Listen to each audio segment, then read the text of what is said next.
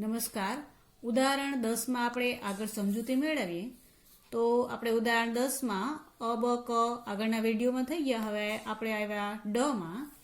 હેતાંશ પાસેના ₹10 ની મૂળ કિંમતના 700 ઇક્વિટી શેર, જે શેર મંજૂરી વખતના શેર દીઠ ₹54, જેમાં શેર દીઠ 50 પ્રીમિયમના છે, અને શેર આખરી હપ્તાના શેર દીઠ ₹3 નહીં ભરી શકવાને કારણે તારીખ 1/8/2017 રોજ કંપનીએ જપ્ત કર્યા હતા. અહીં તમારે ખાસ ધ્યાનમાં રાખવાનું છે, મૂળ કિંમત ₹10 છે, 700 ઇક્વિટી શેર જપ્ત કરવામાં આવે છે, મંજૂરી વખતના ₹54 છે, જેમાં ₹50 પ્રીમિયમ છે. ₹54 ની અંદર ₹50 પ્રીમિયમ છે તો શેર મૂડીના ₹4 થયા કહેવાય. મંજૂરીમાં શેર મૂડીના ₹4 છે અને આખરી હપ્તાના ₹3 છે. એટલે મંજૂરી વખતના શેર મૂડી તરીકે ₹4 અને આખરી હપ્તાના ₹3. એટલે શેર મૂડી તરીકે એણે ₹7 ભરેલા નથી. તો ભરેલા કેટલા કહેવાય? ₹3 ભરેલા કહેવાય. અહીં ખાસ ધ્યાન રાખવાનું છે. અને ફક્ત અરજીના જ નાણાં ભરેલા છે. એટલે અરજીના ₹3 હશે, મંજૂરીના ₹54 છે, એમાં ₹50 પ્રીમિયમ છે. પ્રીમિયમ ભર્યું નથી એટલે અહીં આમનોંધ કરતી વખતે પ્રીમિયમ ઉધાર કરવામાં આવશે. જો પ્રીમિયમ શેર હોલ્ડરે ભરેલું ના હોય તો જપ્તી વખતની આમનોંધ વખતે જામીનગીરી પ્રીમિયમ ઉધાર કરવામાં આવશે. તો આપણે જપ્ત કરેલા શેર અંગેની નોંધ કરીએ. આમનોંધ થશે: શેર મૂડી ખાતે ઉધાર, જામીનગીરી પ્રીમિયમ ખાતે ઉધાર,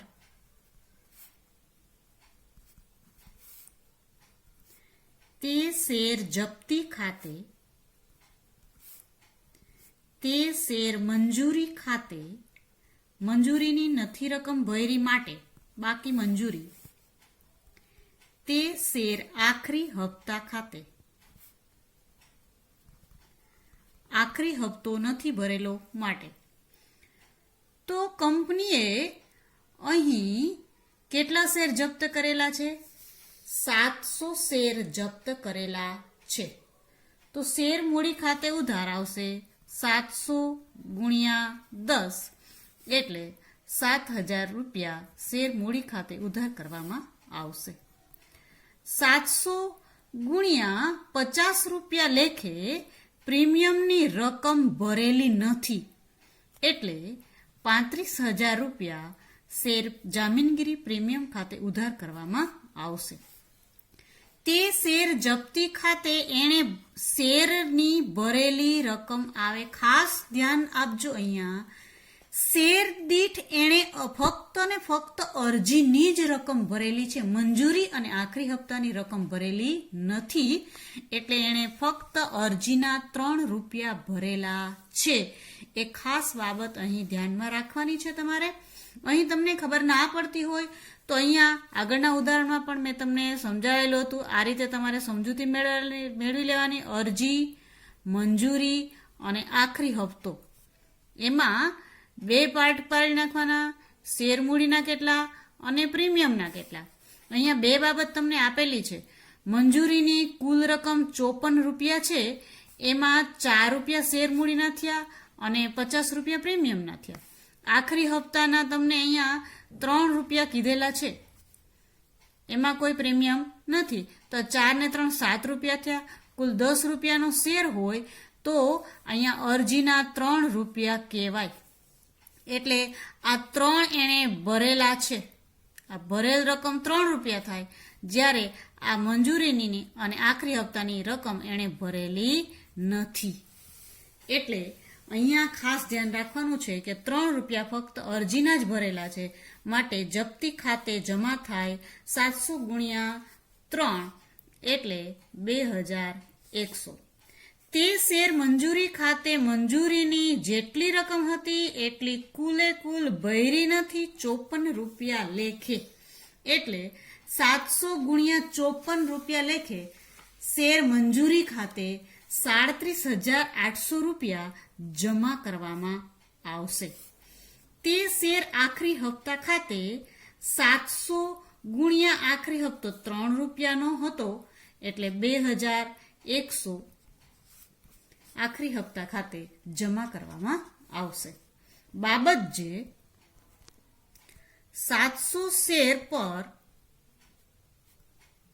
મંજૂરી અને હપ્તાની રકમ નહીં ભરતા શેર જપ્ત કર્યા તેના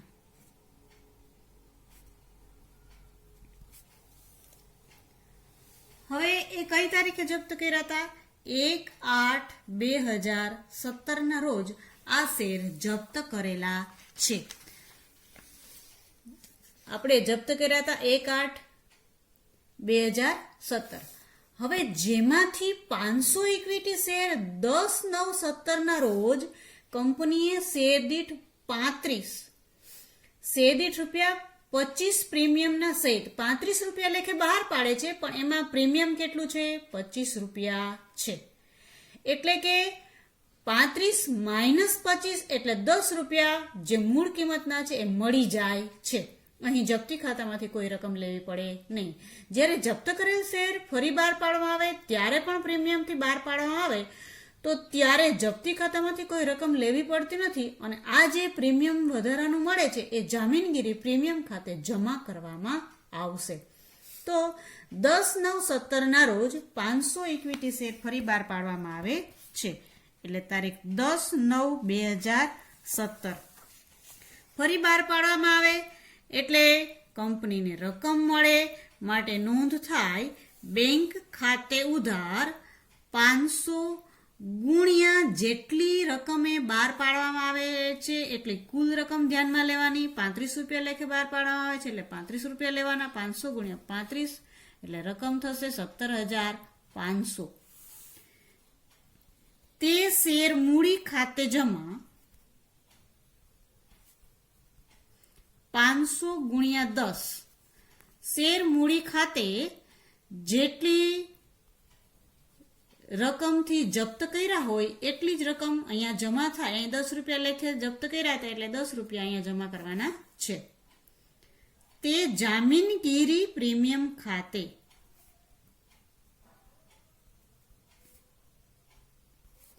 અહીં 500 ગુણ્યા 25 પ્રીમિયમના છે એટલે 12,500 રૂપિયા જામીનગીરી પ્રીમિયમ ખાતે જમા કરવામાં આવશે.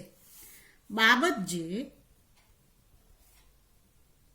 જપ્ત કરેલ શેરમાંથી 500 શેર ₹35 લેખે ફરી બહાર પાડ્યા તેના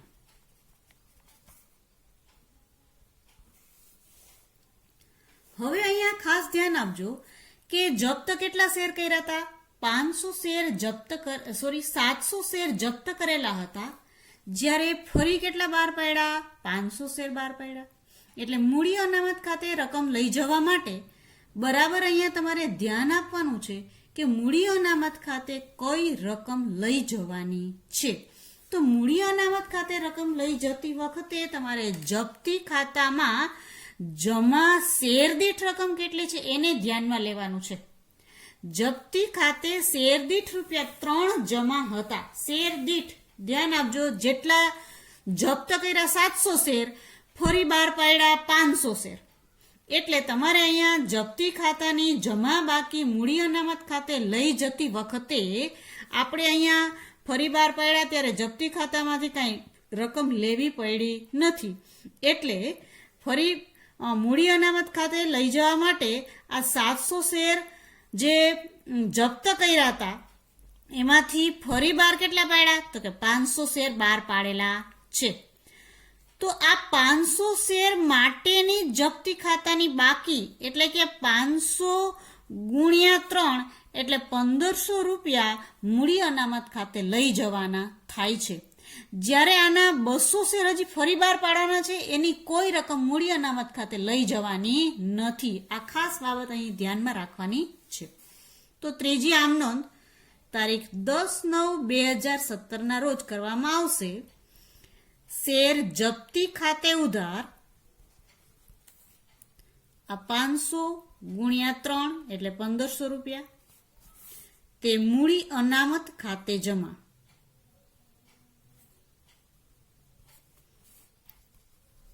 રૂપિયા 1500 બાબત જે 500 શેર ફરી બહાર પાડતા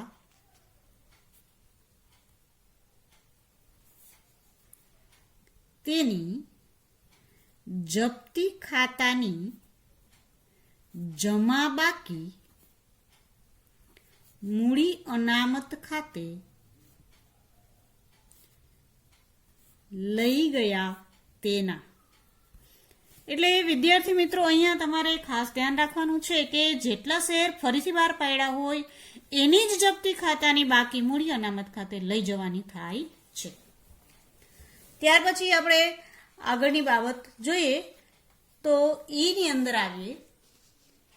ગિરીશ પાસેના 2000 ઇક્વિટી શેર દીઠ ₹3 પ્રથમ હપ્તા વખતે અને શેર દીઠ ₹2 આખરી હપ્તા વખતે નહીં ભરવાને કારણે તારીખ 11/10/17 ના રોજ કંપનીએ જપ્ત કર્યા. કંપનીએ આ શેર દીઠ ₹10 ની કિંમતે બહાર પાડ્યા હતા. ₹10 લેખે બહાર પાડેલા છે. તો આ ભાઈએ પહેલો હપ્તો ₹3 અને આખરી હપ્તો ₹2, એટલે કે 3 ને 2 ₹5 ભરેલા નથી. તો ₹5 ભરેલા છે અને ₹5 ભરેલા નથી.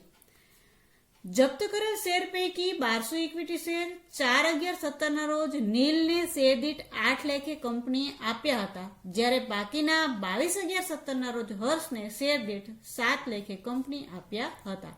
સૌપ્રથમ જપ્તીની આપણે આમ નોંધ કરીએ. 11/10/17 ના રોજ કંપનીએ શેર જપ્ત કર્યા. અહીંયા બરાબર સમજી લેજો. 3 ને 2 ₹5 ભરેલા નથી, તો બાકીના ₹5 ભરેલા હશે. ઈ જપ્ત કર્યા 11/10/2017. આમ નોંધ થશે. શેર મૂડી ખાતે ઉધાર, તે શેર જપ્તી ખાતે ભરેલી રકમ આવે. તે શેર પ્રથમ હપ્તા ખાતે નહીં ભરેલી રકમ પ્રથમ હપ્તાની. તે શેર આખરી હપ્તા ખાતે આખરી હપ્તો નથી ભર્યો તેના. શેર મૂડી ખાતે કુલ 2000 શેર જપ્ત કરવામાં આવે છે. 2000 ગુણ્યા 10 એટલે 20,000 લખવામાં આવશે. તે શેર જપ્તી ખાતે 2000 ગુણ્યા 5 એણે ભરેલા છે, એટલે 10,000 જપ્તી ખાતામાં જમા થશે. તે શેર પ્રથમ હપ્તા ખાતે 2000 ગુણ્યા પ્રથમ હપ્તો ₹3 છે, એટલે 6,000 થશે. અને 2000 ગુણ્યા 2 આખરી હપ્તો છે, એટલે 4,000 આખરી હપ્તો નહીં ભરવાને કારણે જમા કરવામાં આવશે. બાબત જે 2000 શેર પર પ્રથમ અને આખરી હપ્તો નહીં ભરતા તેમના શેર જપ્ત કર્યા તેના. હવે અહીં તમે જોશો તો રકમમાં અલગ અલગ રીતે અલગ અલગ તારીખે શેર ફરી બહાર પાડવામાં આવેલા છે. જપ્ત કરેલા શેર પૈકી 1200 ઇક્વિટી શેર 4/11/17 ના રોજ નીલને 8 લેખે બહાર પાડ્યા છે. એટલે પહેલા એની આમ નોંધ આપણે કરશું. 4/11/2017 ફરી બહાર પાડે એટલે કંપનીને રકમ મળે, માટે આમ નોંધ થાય બેંક ખાતે ઉધાર. ફરી બહાર પાડે છે 4/11/17 ના રોજ 4 તારીખે 1200 શેર બહાર પાડે છે અને આ 1200 શેર 8 રૂપિયા લેખે બહાર પાડે છે એટલે રકમ થશે 9600. હવે અહીંયા આ શેર હતો કેટલાનો? 10 રૂપિયાનો હતો. તો અહીંયા 8 રૂપિયા લેખે બહાર પાડ્યા એટલે 2 રૂપિયા ઘટ્યા જે જપ્તી ખાતામાંથી લેવામાં આવે એટલે નોંધ થાય શેર જપ્તી ખાતે ઉધાર 1200 ગુણ્યા 2 એટલે 2400 રૂપિયા થશે. તે શેર મૂડી ખાતે જમા 1200 ગુણ્યા 10 એટલે 12000 રૂપિયા શેર મૂડી ખાતે જમા કરવામાં આવશે. બાબત જે જપ્ત કરેલ શેરમાંથી 1200 ઇક્વિટી શેર ₹8 લેખે ફરી બહાર પાડ્યા તેના. હવે અલગ અલગ તારીખો બહાર પાડે છે એટલે આપણે જે તારીખે ફરી બહાર પાડ્યા હોય અને જેટલા શેર બહાર પાડ્યા હોય એની રકમ મૂડી અનામત ખાતે લઈ જવાની થાય. એટલે અહીંયા આમનો થાય 4/11/2017 ના રોજ શેર જપ્તી ખાતે ઉધાર તે મૂડી અનામત ખાતે જમા. હવે 4/11/17 ના રોજ 1200 શેર ફરીથી બહાર પાડેલા છે એટલે 1200 શેર જેટલા બહાર પાડ્યા હતા એની જે રકમ વૈધી જપ્તી ખાતામાં એ જ રકમ મૂડી અનામત ખાતે લઈ જવાની છે.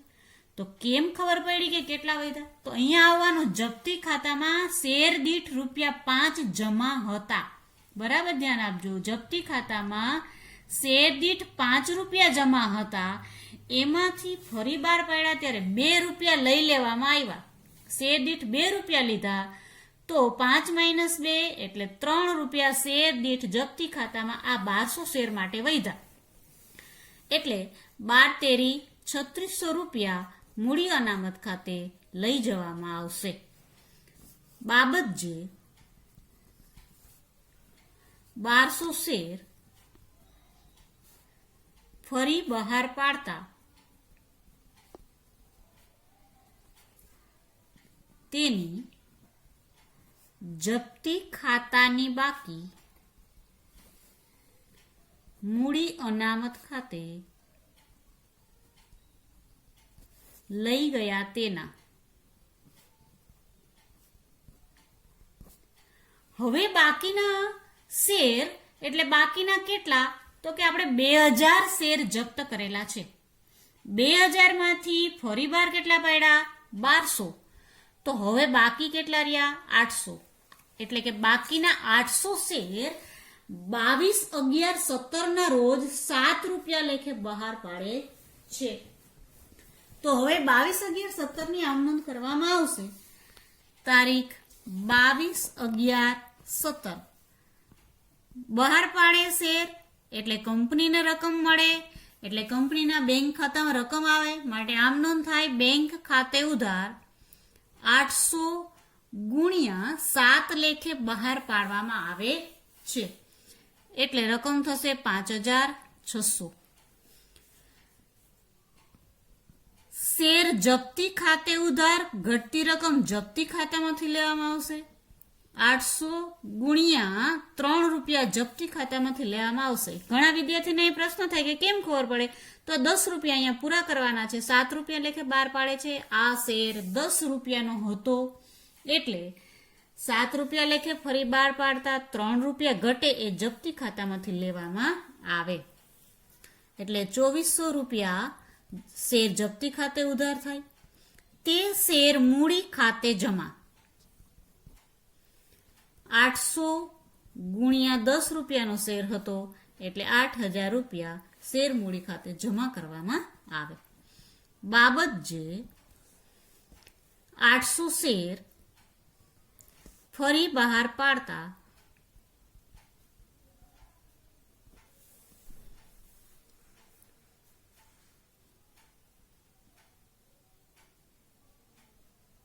ફરી બહાર પાડ્યા તેના.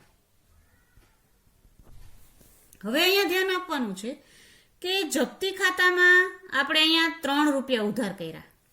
અહીંયા જપ્તી ખાતામાં 5 રૂપિયા જમા હતા. આ 5 રૂપિયામાંથી આ 3 રૂપિયા લઈ લેવામાં આવ્યા. 800 શેર માટે 3 રૂપિયા લીધા, તો વૈધા 2 રૂપિયા એ મૂડી અનામત ખાતે લઈ જવાના છે. એટલે 22/11/17 ના રોજ આમનોંધ થશે શેર જપ્તી ખાતે ઉધાર 800 ગુણ્યા 2 એટલે 1600 રૂપિયા તે મૂડી અનામત ખાતે જમા રૂપિયા 1600 બાબત જે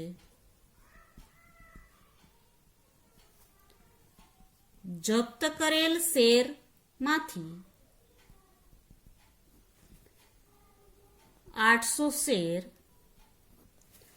ફરી બહાર પાડતા જપ્તી ખાતાની બાકી મૂડી અનામત ખાતે લઈ ગયા તેના.